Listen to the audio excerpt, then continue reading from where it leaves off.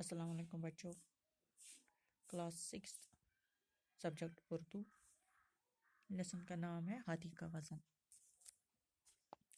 آج ہمیں پڑھنا ہے ہاتھی کا وزن۔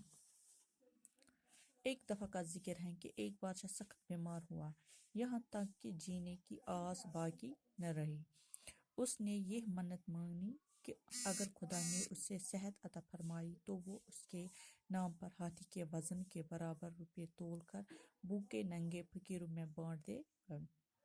یہ ایک دفعہ کی بات ہے کہ ایک شہر کا بادشاہ جو ہے وہ بیمار پڑا، بہت زیادہ بیمار ہوا، اسے جینے کی آس باقی نہ رہی۔ اس نے یہ منت مانگی، اس نے یہ نظر کہ اگر میں ٹھیک ہو گیا، اگر اللہ تعالیٰ نے مجھے پھر صحت عطا فرمائی تو میں اس کے نام پہ، کس کے؟ اللہ کے نام پہ ہاتھی کے وزن کے برابر روپے تول کر بھوکے ننگے فقیروں میں بانٹ دوں گا۔ تم تو پانس نیاز کہ ییٚلہِ بہٕ بل کہ بہٕ ہسا دم تیٖژاہ رقم یہے غریبن کن کہ یوتاہ ہسا حصص چھ وزن۔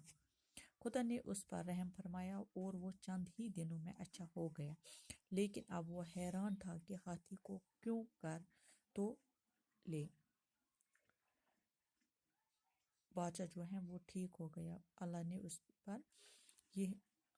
اس پر رحم فرمایا کہ وہ ٹھیک ہو گیا۔ اب وہ پریشان ہو گیا کہ میں کیسے ہاتھی کے وزن کے برابر روپے تولوں گا، کیسے میں یہ ہاتھی کے وزن کے برابر روپے تولوں گا۔ اس کا وزن معلوم کیے بغیر وہ منت پوری نہ کر سکتا تھا۔ دربار میں بہت سے عقل مند لوگ موجود تھے، انہوں نے بہت سوچا لیکن کوئی بات بن کر نہ پڑی۔ دربار میں کس کے؟ بادشاہ کے دربار میں بہت وزیر جو ہوتے ہیں وہ سمجھدار لوگ تھے، تو وہ سوچنے لگے کہ ہاتھی کو کیسے تولیں گے، کیونکہ ہاتھی کے وزن کے بغیر یہ منت پوری نہیں ہو سکتی ہے۔ اس لیے پورے ملک میں اشتہار دیا گیا کہ جو شخص ہاتھی کے برابر روپیہ تول کر دکھائے گا ہم اسے انعام سے مالا مال کر دیں گے۔ اب اس نے اخباروں میں اشتہار دیتے ہیں کہ اس نے اشتہار دیا، جو شخص مجھے ہاتھی کے وزن کے برابر روپے تولے گا، ہاں میں اس سے انعام سے مالا مال کروں گا، میں اس سے اتنی دولت دوں گا، میں اس سے دولت سے مالا مال کروں گا۔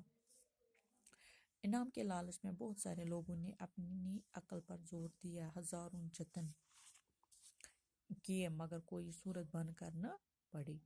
ہر ایک انعام کے لالچ سے یہ سوچنے لگا کہ ہاتھی کو کیسے تولیں گے۔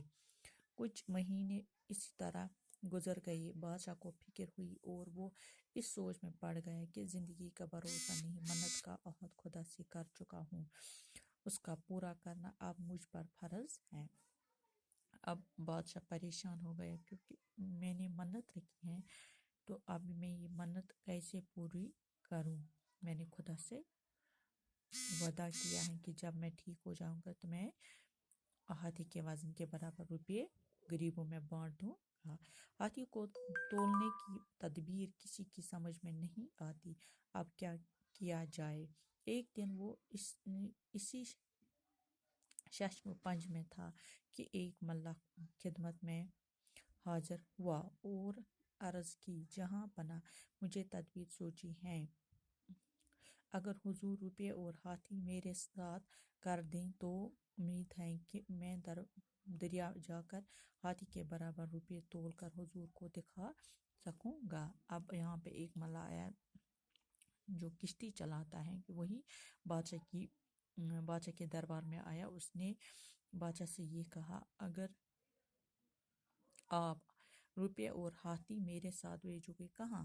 دریا پر، تو میں روپے تول کر حضور کو دکھا سکوں۔